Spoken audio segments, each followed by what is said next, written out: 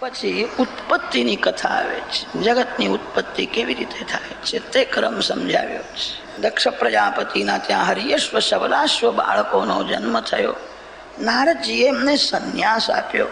દક્ષ પ્રજાપતિની અનેક કન્યાઓનો વંશ વર્ણન કર્યું. પ્રધાન દિતિ અદિતિ છે, જે કશ્યપ ઋષિની ધર્મપત્ની છે. અદિતિના ઘેર 12 બાળકો થયા છે. વિવસ્વાન, અર્યમા, પૂષા, ત્વષ્ટા, સવિતા, ભગધાતા, વિધાતા, મિત્ર, વરુણ, શક્ર અને ઉરુક્રમ 12 બાળકો અદિતિના ત્યાં થયા છે. એક એકનો વંશ વર્ણન કર્યો. અદિતિનો પુત્ર જે ત્વષ્ટા હતો, એ ત્વષ્ટાના ઘેર વિશ્વરૂપનો જન્મ થયો. વિશ્વરૂપે દેવોને નારાયણ કવચની વિદ્યા આપી હતી. નારાયણ કવચના પ્રતાપે રાક્ષસોનો વિનાશ કરી દેવોએ સ્વર્ગનું રાજ મેળવ્યું. રાજાએ પ્રશ્ન કર્યો, નારાયણ કવચ શું છે? તે સાંભળવાની ઈચ્છા છે. શુકદેવજી મહારાજ વર્ણન કરે છે, રાજન શ્રવણ કરો. વીર પુરુષ યુદ્ધ કરવા જાય છે ત્યારે લોખંડનું બખ્તર પહેરીને જાય છે. આ મંત્રાત્મક બખ્તર છે. નારાયણ કવચ જેને ધારણ કરવું હોય સ્નાન કરે, પવિત્ર આસનમાં બેસે, પૂર્વ દિશામાં અથવા ઉત્તર દિશામાં મુખ રાખીને બેસે. તમે કોઈ પણ સારું કામ કરો ત્યારે પૂર્વમાં ઉત્તર દિશામાં જ મુખ રાખો. દક્ષિણ દિશા બહુ અશુદ્ધ છે, અપવિત્ર છે. દક્ષિણ દિશામાં નરકલોક છે, યમપુરી છે. પશ્ચિમ દિશા પવિત્ર નથી ને અપવિત્ર પણ નથી. પૂર્વ અને ઉત્તર 2 દિશા બહુ પવિત્ર માની છે. પૂર્વમાં ઉત્તરમાં મુખ રાખીને નારાયણ કવચનો પાઠ કરે. એના પહેલા અંગન્યાસ કરન્યાસ કરે. શરીરના એક એક અંગમાં ભગવાનની સ્થાપના કરે. આંખમાં ભગવાન, જીભમાં ભગવાન, મનમાં ભગવાન, કાનમાં ભગવાન. જે દેવ જેવો છે એને જ દેવ પૂજાનો અધિકાર મળે. તમે દેવ જેવા બનો. દેવો ભૂત્વા યજે દેવમ, શિવો ભૂત્વા યજે શિવમ. શરીરના એક એક અંગમાં ભગવાનની સ્થાપના કરો. ભગવાનના જેવા થઈને નારાયણ કવચનો પાઠ કરો.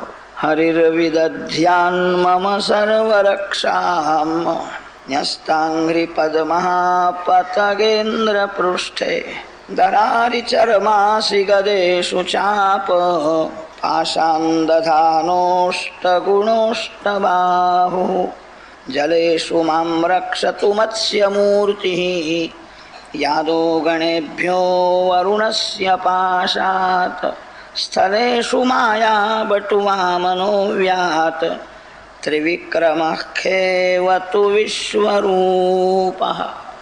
જળમાં મત્સ્યનારાયણ ભગવાન મારું રક્ષણ કરે. સ્થળમાં શ્રી વામનજી મહારાજ મારું રક્ષણ કરે. અરણ્યમાં નરસિંહ ભગવાન મારું રક્ષણ કરે. પ્રવાસમાં રાજાધિરાજ રામચંદ્ર ભગવાન મારું રક્ષણ કરે. આ નારાયણ કવચના છેલ્લા શ્લોકો બહુ જ મહત્વના છે. જ્યારે ભય લાગે ત્યારે અર્થાનુસંધાન સાથે આ શ્લોક બોલો. જે ભગવાનની પ્રેમથી પૂજા કરે છે, જે ભગવાનના નામનો જપ કરે છે, એને એવો અનુભવ થાય છે ભગવાન મારી સાથે છે, હું એકલો નથી. ભગવાનના ભક્તો નિર્ભય હોય. જેને બહુ બીક લાગે સમજો એની ભક્તિ બરાબર નથી. ભગવાનના ભક્તોને જરા પણ બીક લાગતી નથી, ભગવાન મારી સાથે છે. અર્થાનુસંધાન સાથે નારાયણ કવચના અંતિમ શ્લોકો બહુ જ મહત્વના છે. મારા ભગવાન સર્વશક્તિમાન છે. મારા ભગવાન સર્વમાં વિરાજેલા છે.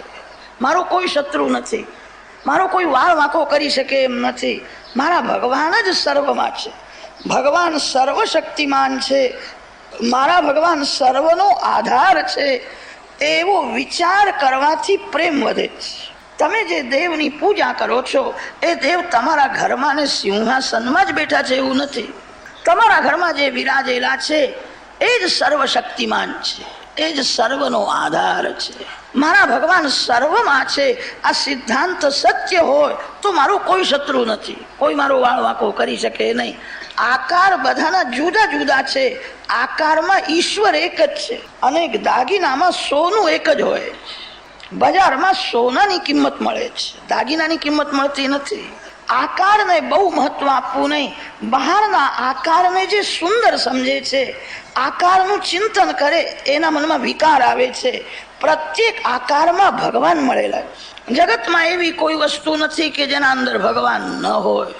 તમે બધા વૈષ્ણવ છો, તમને ભગવાનના દર્શનની ઈચ્છા છે, બહારના આકારને શું કરવા જુઓ છો? જોવા લાયક દેહ નથી, જોવા લાયક દેવ છે. માનવને અનેક જન્મની દેહને જોવાની કુટેવ પડી છે. દેહને જુએ છે, દેહને સુંદર સમજે છે.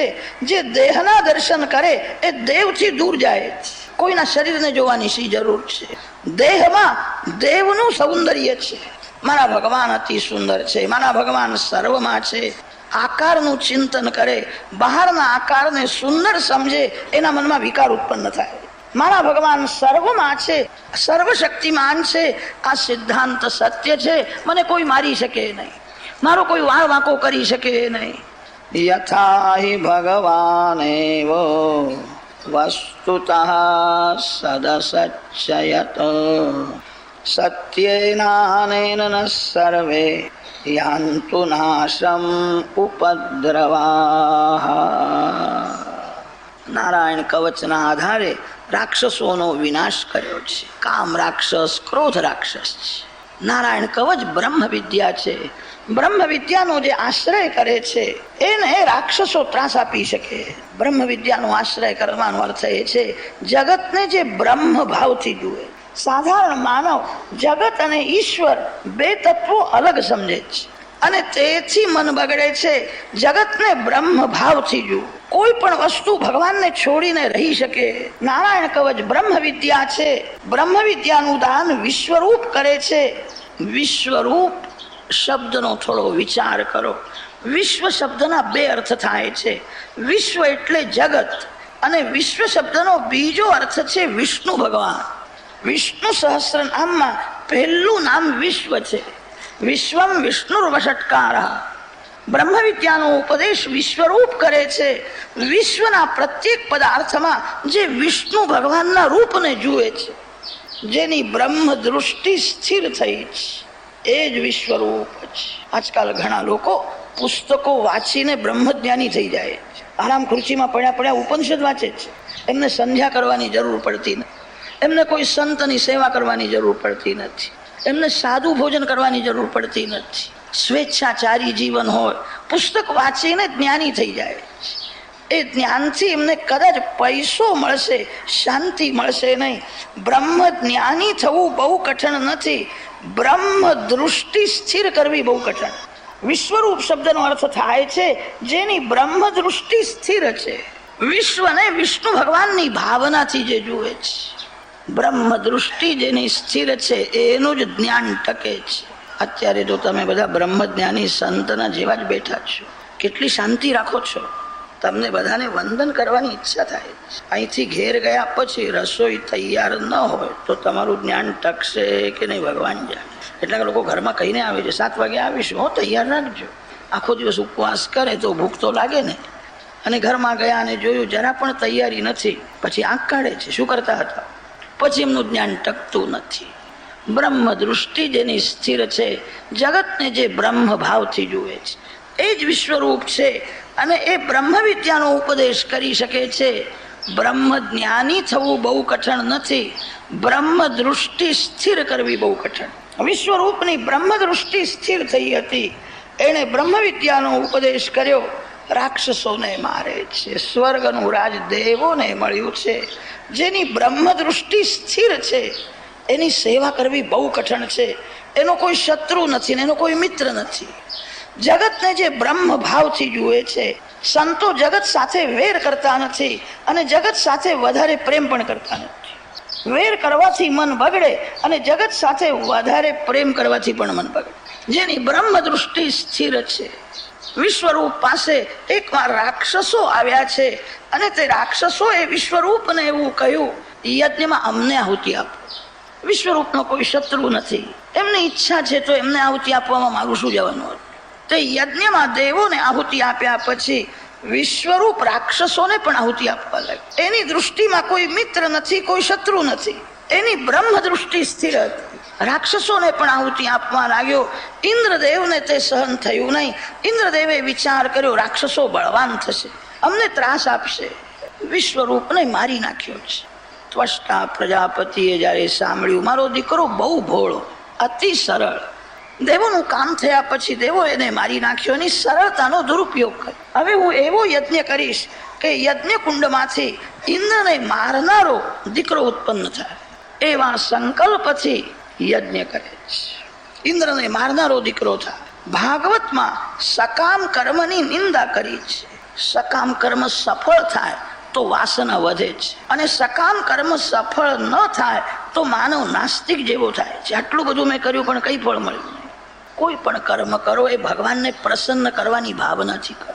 ઇન્દ્રને મારનારો છોકરો થાય માટે કર્મ કર્યું છે. યજ્ઞ કરે છે પ્રભુને પ્રસન્ન કરવાની ભાવનાથી. જે સત્કર્મ કરે એ સત્કર્મમાં ભૂલ થાય તો ભગવાન ક્ષમા આપે. સકામ કર્મમાં ભૂલ થાય તો જરા પણ ક્ષમા નથી. સકામ કર્મમાં દેવ ઉપર જબરદસ્તી થાય, મારું આટલું કામ કરવું જ પડશે, અને તેથી સકામ કર્મમાં ભૂલ થાય તો દેવો ક્ષમા આપતા નથી, સજા કરે. કોઈ કામ કરો એ પરમાત્માને પ્રસન્ન કરવાની ભાવનાથી. કોઈ અપેક્ષા રાખશો નહીં. અપેક્ષામાંથી જ અશાંતિનો જન્મ થાય છે. કંઈક જોઈએ છે અને તે ન મળે તો મન અશાંત થાય છે. તમારા હૃદયમાં ભગવાન છે, બીજું શું જોઈએ? કેટલીક માતાઓ ઘરમાં બહુ કામ કરે છે, સારું છે, પણ એમના મનમાં એવી ઈચ્છા હોય છે ઘરના બધા લોકો મારા વખાણ કરે, મારા માટે કોઈ ખરાબ ન બોલે.